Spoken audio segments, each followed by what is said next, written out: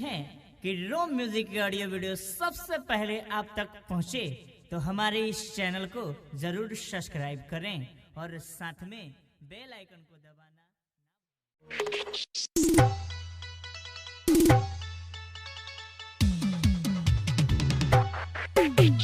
DJ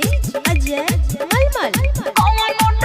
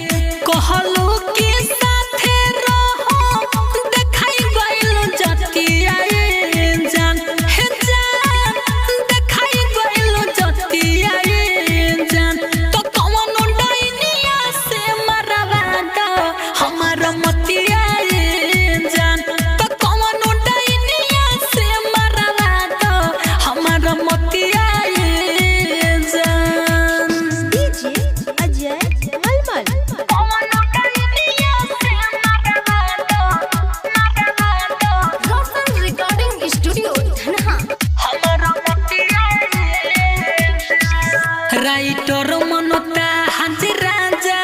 होत नहीं खेसन जीतू जितेंद्र के खाली कैलू महल